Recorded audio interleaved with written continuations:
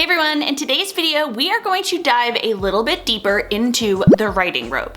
Now, a little over a month ago, I uploaded this video right here where I talked about what the writing rope is and how it applies to a K through 2 classroom. In that video, I briefly went over the 5 different strands that Joan Sedita says students need to know in order to have skilled writing. So if this is your first time hearing about the writing rope, I suggest starting with that video right there. I will link it down in the description, but just as a quick reminder, here are the 5 different writing strands. Up at the top there we have critical thinking, then we have syntax, text structure, writing craft, and transcription. After making that video, I had kindergarten, first, and second grade teachers all reach out, asking to go a little bit deeper into each of those strands and give some activities and ideas that would apply to K through 2 classrooms. So that is what these next 5 videos are going to be all about. In each video, I'm going to take one of the strands, do a little deep dive, and then give you some applicable tips and activities that you can take and use with your kindergarten, first, and second grade learners. In today's video, we are going to talk about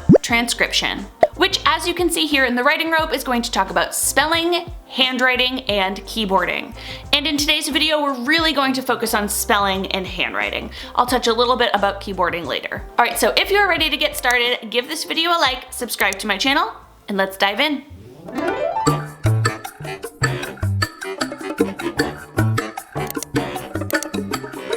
Before I get started, I do just want to share that if you've been following my channel for a while, you know that the last 3 or 4 years I have spent really deep diving into the science of reading and seeing how it applies to teaching students about phonics, phonemic awareness, reading comprehension, fluency, and vocabulary. But really in the last year or so, I've tried to zoom in on writing.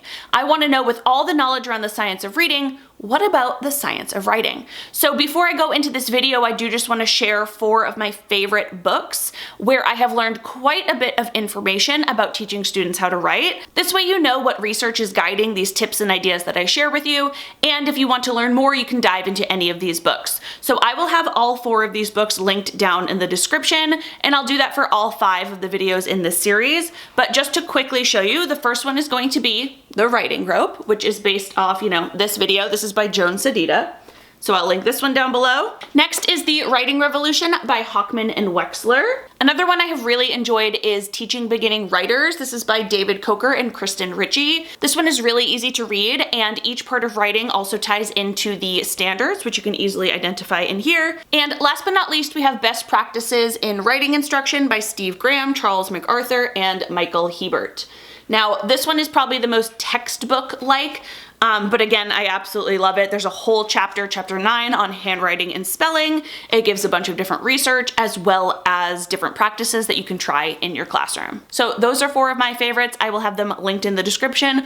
Of course, if you have others, please drop them down in the comments. All right, so within the transcription strand of the writing rope, we are talking about spelling and handwriting. So let's break those into 2 different pieces. First, let's talk about spelling. Long gone are those days of giving our students a spelling list that we want them to memorize within a week that may have no rhyme or reason to it, and then, on Friday giving our students a test. Many of us know that not only is that practice outdated, but it's also not effective. Instead, we want our students to learn how to spell words within the spelling patterns that we are teaching them to read as well. So when we're teaching our students phonics, we want to follow a sequential scope and sequence where skills are building off one another. And within that, not only are we teaching our students to read those words, but we're also teaching our students how to write those words. We often call that decoding, which is reading, and encoding, which is spelling. So the first big tip for you is that in kindergarten, first, and second grade, your spelling instruction should be integrated with your phonics instruction. Now, I do say within K through 2 because as your students get to 3rd grade and above, you may do some different word study units where, again, you are teaching students how to decode words, but you may also have just some spelling instruction that you're doing with students as words become more difficult. But in K through 2, we are really focusing on that systematic scope and sequence and teaching students how to read and write words within those categories. Now, if you are looking for a scope and sequence, I have this free one right here. Now, it's important to note that there is no agreed upon, perfect phonics scope and sequence. You do just want to make sure of a few things. You want to, again, make sure that those skills are building from easier to more difficult. And no matter what scope and sequence you follow, you need to make sure that you are aligned with your students and where their needs need to be met. That may mean, depending on your students, you might need to back up in your scope and sequence, or you may need to move forward in it. You always want to use your students as a guide. Now, that's the scope and sequence from the SJT Literacy Club, so that is how I create most of my phonics products that you will find in there and on TPT. But another scope and sequence that I really enjoy and often recommend is this one right here from UFLI, the University of Florida Literacy Institute. I just think it's really easy to follow, and again, there's no right or wrong here, so find any phonics scope and sequence that works for you and your students, but I will link both my free one and the UFLI one down in the description. So again, within your phonics instruction, you want to make sure that you are teaching students not just to read words with those different phonics patterns, but also how to write them. And you can do that a few different ways. First, you really want to make sure that you are explicitly teaching students how to spell these words. So if, for example, we are doing a lesson on consonant blends at the beginning of words, we are teaching students how to really hear those sounds, right? We're taking our phonemic awareness. We're listening to the word slip, s-l-i-p. Okay, so we can hear those sounds, we can tap them out if that's what you're teaching your students to do. Now let's figure out how to write that word. What sounds do we hear again? S. What letter makes S? L. What letter makes L? You can use that teacher modeling and student input to really teach them how to hear the sounds in the word and transfer them to letters on paper. This is only going to strengthen their phoneme-grapheme connections. Within every phonics lesson, there should be some dictation practice where you are saying words aloud and having students practice writing them either on a whiteboard or a piece of paper, so that way you can check it and give them some feedback. So just like I gave that example there with consonant blends and slip, I would give some others as well. And then also during that time, you want to make sure that you spiral in some review skills that students have previously been taught as well. So that's going to be your explicit teaching of these skills when teaching students how to spell or encode words with different phonics patterns. Again, you'll want to model it for them and give them time to practice. Now, make sure when you are doing dictation that you don't just do words, but you also use sentences as well. So you want to make sure you're using some of those target phonics words and giving them some simple sentences to write as well. This is going to help them with things like capital letters, spacing, punctuation, and so on. Another way for students to really practice those spelling skills is going to be through review literacy centers. Now, like I said before, when you're doing direct instruction and you are teaching students how to spell those words explicitly, you do want to throw a few words in there that students have been previously taught or patterns they've been previously taught. So the same is going to go with your literacy centers. Now, I have two spelling or encoding literacy centers that I absolutely love. Here is the first one right here. It is called Say, Tap, Write. Now for this center, I have a few different options. I have those sheets there where students will see a picture, they will say the word aloud, sheep, they will tap the sounds, sh, e, p, and then they will write the letters that represent each sound in the sound boxes. I also have those same exact cards available without the sound boxes on a little binder ring there, where students could just use a whiteboard and a marker, and they could do the same thing. Again, they say the word flute, they tap the sounds, f, l, oo, t, and then they go ahead and write it on their board. Another encoding center I love is this one right here called Spin, Say, and Spell. And with this one, students are going to do exactly what the directions say. They will first go ahead and spin the spinner down at the bottom. They will say the word that they land on, and then they practice spelling it. And they can do this with a partner or independently, and they just go back and forth until they fill up that whole board. Both of those centers are phonics based and follow my phonics scope and sequence, so they're great because you can really differentiate them for your students' needs. So you can find what skill they are working on and have them practice spelling those words. I also have this digital spelling activity that I actually just uploaded to the SJT Literacy Club. It is called Say, Build, and Write, and it looks like this. It is available on Seesaw and Google, and students will again follow those same steps. They will say the word aloud, they will build it using the letter tiles over on the side. They will just drag them in there. And then if they are on Seesaw, they can go ahead and write the word with their finger or with a pen tool. And if they are using it in Google, they can type the word as well. I will link all of those spelling centers down in the description below. Of course, they are all included in the SJT Literacy Club, so if you are a member, be sure to log in and you can find them all in there. I hope you can see that with our spelling instruction, we want it to be explicit. First and foremost, we need to teach our students how to do this, not just how to read the words, but also how to write them. We need our spelling instruction to be integrated with our phonics scope and sequence, and we really want to rely on that sound first. We want to integrate that phonemic awareness into students' spelling. That way our students are able to think of a word they want to write, they are able to segment that word into the different sounds, and then they're able to use their phoneme grapheme knowledge to represent those sounds on paper. It is a long process and your students are not going to fully master spelling every word by the end of 2nd grade, but by doing the types of activities I shared so far in this video, your students are going to be well on their way. Alright, before I move to the handwriting part of this video, there's one more important part of spelling that I didn't mention just yet, and that is inventive spelling. Now, when we are talking about authentic writing tasks, like when I ask my students to write about their weekend, or they're writing in a journal, or they are responding to text through writing, that type of writing isn't necessarily going to be phonics based. I am not just giving them a word or a sentence to write where I know they should know all of the phonics patterns, right? That's not necessarily authentic. So when it comes to our authentic writing tasks, our students need to rely on inventive spelling, and that is okay. In fact, inventive spelling should be encouraged with our students, because if we wanted to wait for our students to be able to spell every single word they could possibly think of, they would never be writing. So there are kind of two different aspects to spelling in K through 2. We definitely want to teach our students how to spell different phonics patterns as we teach them, and as our students progress through that scope and sequence, we should expect them to spell those words correctly in their writing. So if you know that you have taught CVC words with short O in the middle, and your student misspells hop, and they have a different vowel, you can ask them to go back and change that. That is something that they have learned and they should be able to go back, think it out, and maybe be able to fix that spelling. But if they were writing the sentence, I saw a frog hop into the pond, and right away we have I, they can probably do that, saw, s, ah. They might not have learned that vowel variant ah yet. In fact, they probably haven't, especially if they are not towards the end of 1st grade or the beginning of 2nd grade. I should not expect them to spell that correctly, and instead they might put an O there, ah, right? They know O can sometimes make ah. They might have a W somewhere in there because they've seen the word before. They are going to use what knowledge they have to get down their ideas on paper, and that should be encouraged. Plus, I'm sure you already know this, but the use of inventive spelling is a great tool for assessment. It allows me as a teacher to look at a student's writing and see what phonics patterns students have mastered on their own and where they might need a little more help. So it really helps guide your instruction. All right, let's move to handwriting. All right, when it comes to handwriting, automaticity is key. Now, about 9 months ago, I made this video right here, and it's filled with tons of best practices for teaching handwriting to your students. But in that video, I also talk about how automaticity is so important.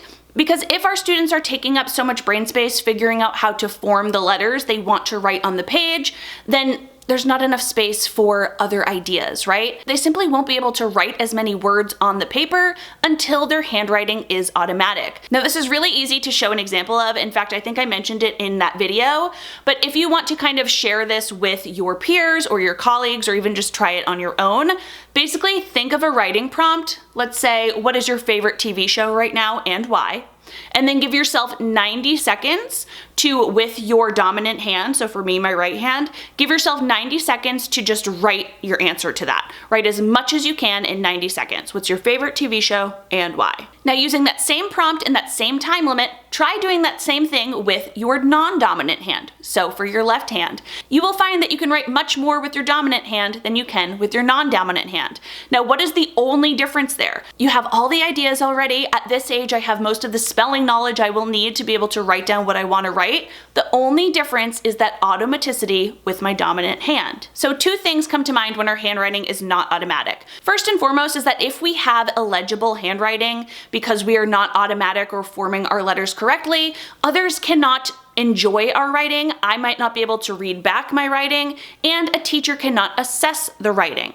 So therefore kind of making writing a moot point. If nobody can read it, what's the point? So we do need to make sure that we are forming those letters correctly. Now, the other thing to think about is if our handwriting is too slow because we aren't automatic, it becomes a very arduous process, and it can really form a negative connotation when it comes to writing in our students' minds, right? If it takes them a really long time to write down the letters on the page and they have spent, 15 minutes and they look down and there's only a few words on the page, that's pretty defeating, isn't it? And that's not their fault. It's because we haven't given them the tools yet to become automatic with their handwriting.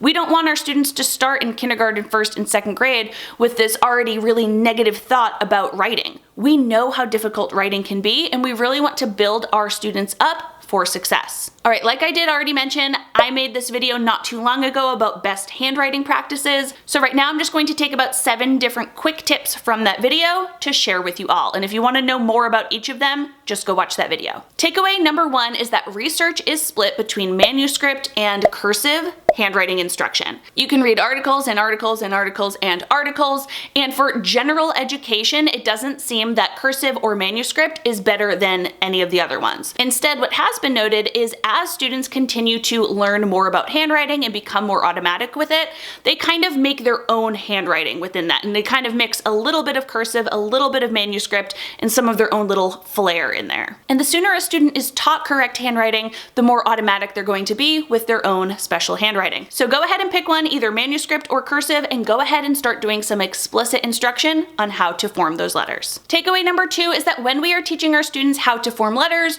we want to group those letters in a way that makes sense. Now there's a few different ways you can do this. In the video, I shared how to group them by stroke here. Here you can see some letters that are counterclockwise letters. We have letters that have a downward first line, and then we have letters that have horizontal and diagonal lines in them. Another way to group letters is like this right here, where we have short letters, then we have tall letters, and we have underground letters that are going to go below that bottom line. There's no real right or wrong way to group the letters, but you do just want to make sure you are being purposeful about it and choosing a way that makes sense with your students. Handwriting takeaway number 3 is explicit instruction is necessary. Now in kindergarten is where you are going to have your most explicit instruction for about 10 minutes a day, right? We're really focusing on those letter names and letter sounds, and we want our students to be able to form them correctly. When we get into 1st grade and we're teaching those CVC patterns and we're reviewing the alphabet, we again still want to focus on legible handwriting. Usually in 2nd grade you can do that explicit instruction in small groups for only students that need it, but it does need explicit instruction. What that means is you are going to actually show your students how to form each of those letters. Now you can do this however you would like. You will find paper that works for you, whether you have the skyline and the plain line and the grass line and the worm line. I think that one's from Handwriting Without Tears or something, right? And then some other programs have a little house on the dotted lines. Whatever works for you. Again, there's no research that shows like the plain line is better than the house line, but what's the same about them is that we can actually mark those different lines, and we are going to give verbal instructions and visual instructions on how to form each letter. As you're teaching students how to form each letter, you will verbally say the directions on how you want to form the letter. You will form it yourself on the board somewhere that they can see it, and then they will practice writing it on their own. So make sure you have verbal instructions, make sure you have visual instructions, not only for you forming the letter, but also for the lines for them to make the letters on. And then make sure after you model it that students are practicing.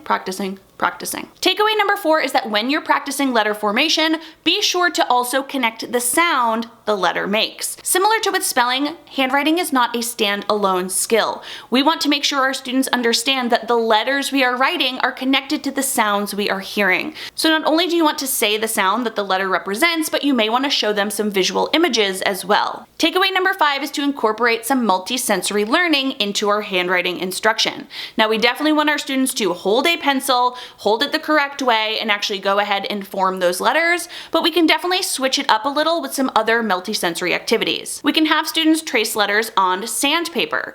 We can give them a little tray of sand and they can make the letters with their finger. They can also use a paintbrush and hold the paintbrush and make some letters as well. And then we can also just use skywriting.